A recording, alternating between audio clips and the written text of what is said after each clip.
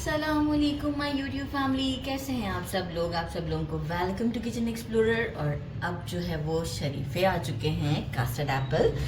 तो क्यों ना इसका शेक बनाया जाए, बहुत टेस्टी बनता है और ये बहुत शॉर्ट ड्यूरेशन के लिए आते हैं।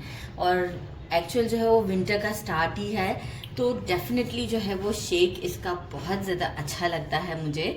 तो सबसे पहले मैंने ले लिए हैं अराउंड, ये कुछ होंगे ½ kg से थोड़ा सा ऊपर होंगे। ये तो पर पीस के हिसाब से मिलते हैं, तो मैं तकरीबन इसमें एक पीस को छोड़ के सारे यूज़ करूँगी, क्योंकि कैमरामैन ने एक मांगा था पिक्चर के लिए। तो 1 2 3 4 5 6 7 8 हम यूज़ कर लेंगे। डिपेंड करता है आपके ऊपर कि आपने कितने यूज़ करने हैं।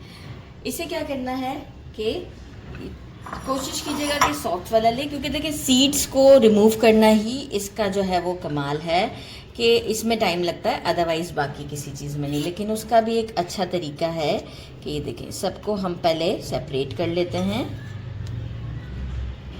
केयरफुली, और सारे इस तरीके से हम सीड्स को निकाल लेते हैं, इंक्लूडिंग जो थोड़ा सा इसकी स्किन पे देखें कितने राइप हैं कि जो है वो आराम से टूट भी रहा है। ये सारे सीड्स मैं निकाल लेती हूँ इस तरीके से। इसके बाद मैं आपको बताती हूँ कि हमें इसमें से भी सीड्स कैसे निकालने हैं, जो ये ब्लैक वाले हैं।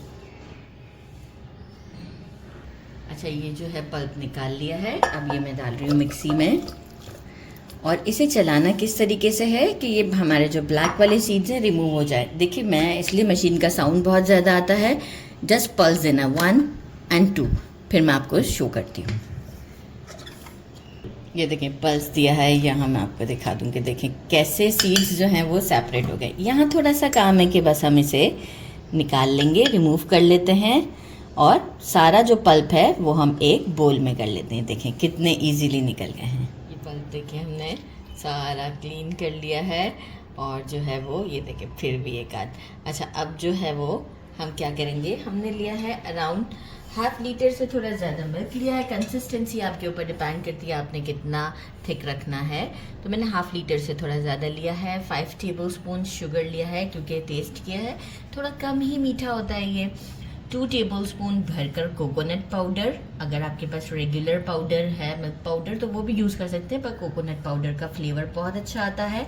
4 टेबलस्पून मैं यूज़ कर रही हूँ कंडेंस मिल्क। तो चलिए जी, जल्दी जल्दी अब हम अपना काम करते हैं। थोड़ा सा पल्प में बचाना चाहूँगी, क्योंकि मैं थोड़ा सा से गार्निश जब करूँगी जब यूज़ करूँगी। शुगर ऐड करते हैं। ओह माय गॉड,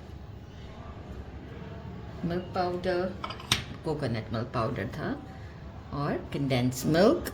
और अब हम इसमें डाल देते हैं हमारा ये सारा मिल्क, और एक अच्छा सा मैं इसे ब्लेंड देती हूँ।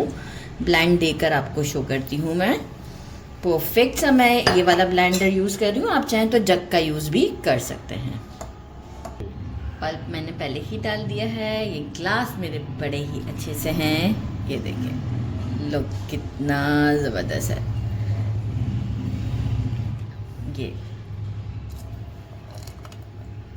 पता नहीं किस तरीके का मौसम हो गया है हमारे यहाँ पर, और ये हमारा परफेक्ट रेडी है। टेस्ट करके बताऊंगी। अच्छा, आप चाहें तो थोड़ा सा ऊपर से पिस्ता डाल सकते हैं, लेकिन मैं पिस्ता नहीं डाल रही, फॉर द गुड लुक अगर आप डालना चाहें तो। अदरवाइज़ इस शेक को कोई और चीज़ की ज़रूरत नहीं है। तो बस पिक्चर देते हैं कैमरामैन को और टेस्ट करके बताते हैं। बर्फ़ नहीं ऐड करना है इसे। अगर आप चाहें तो मैंने चिल्ड मिल्क ही यूज़ किया था, आप इसे बाद में भी चिल्ड कर सकते हैं। Time to try. बिस्मिल्लाहिर्रहमानिर्रहीम। सो रिफ्रेशिंग, इतना ज़बरदस्त है कि मैं आपको क्या बताऊं। ज़रूर ज़रूर ज़रूर ट्राई कीजिएगा। हर चीज़ बहुत परफेक्ट है। आपको लग रहा होगा कि शुगर लेवल ज़्यादा है बिकॉज ऑफ कंडेंस मिल्क, और शुगर भी ऐड किया था, लेकिन नहीं, परफेक्ट है, क्योंकि शरीफा ख़ुद भी जो है वो बहुत ही कम मीठा होता है। तो बहुत ज़्यादा टेस्ट है, बैलेंस है। ज़रूर ट्राई कीजिएगा। मेरे चैनल को लाइक और सब्सक्राइब करना जो भूल जाते हैं वो एग्जैक्ट वही कीजिएगा। अपना ख्याल रखिएगा। अल्लाह हाफ़िज़।